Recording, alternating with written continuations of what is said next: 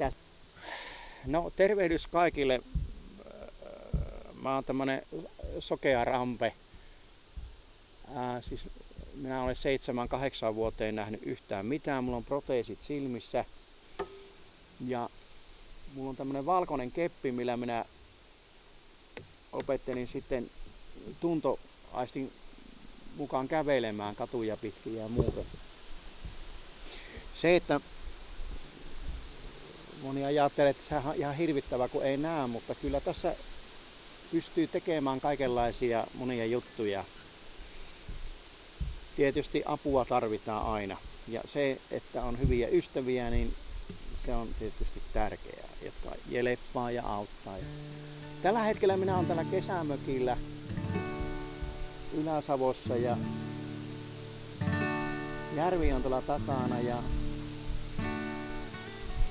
sitten mä harrastan musiikkia, mä en oo mitään, ajattelin tähän ihan tajunnan virtaa soitella. Mulla on kappaleitakin, jotka myöhemmin ehkä esittelen teille muutamia kappaleita, mitä on tehnyt, sanottanut ja säveltänyt. Mulla on tosiaan proteesit silmissä, en näe yhtään mitään.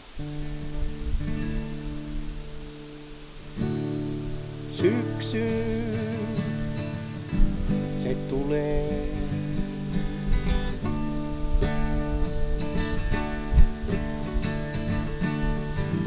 Lehdet kellastuu.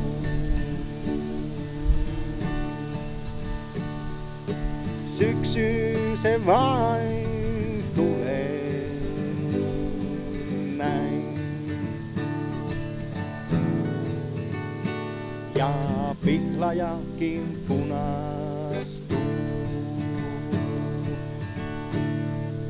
Mut eikö ole hienoa, että meillä on vuoden ajat.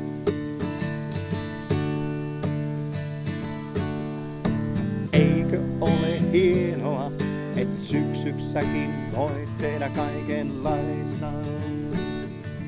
Voit lähteä marjoja poimimaan ja sieniä keräämään metsään.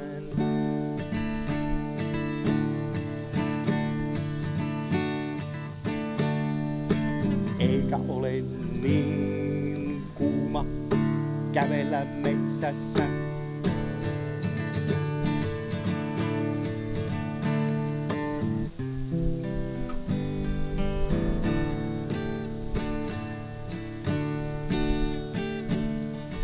Ja vesi on sinimpiisempi kuin kesällä karhu.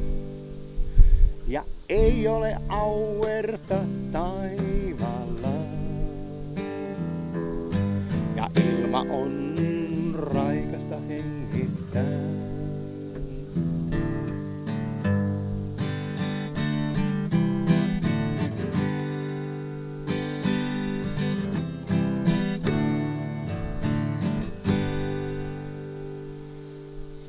Joo, mulla on tuo valkoinen keppi, mutta sitten mulla on myös tämmönen karvanen apuri. Tulepa Taro tänne.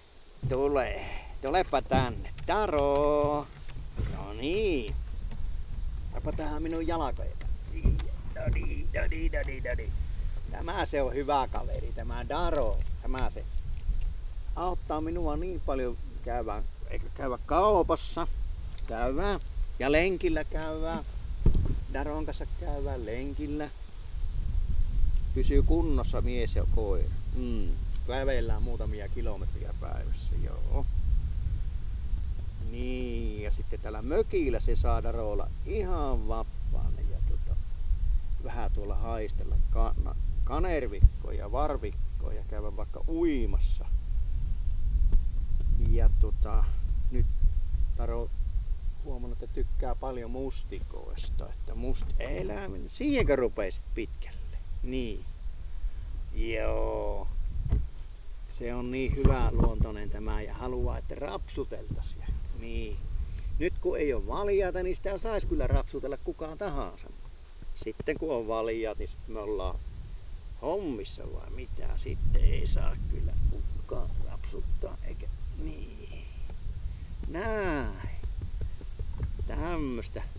Tämmöstä elämää minä vietän. Tämä oli ensimmäinen osio ja seuraavassa osassa sitten lisää.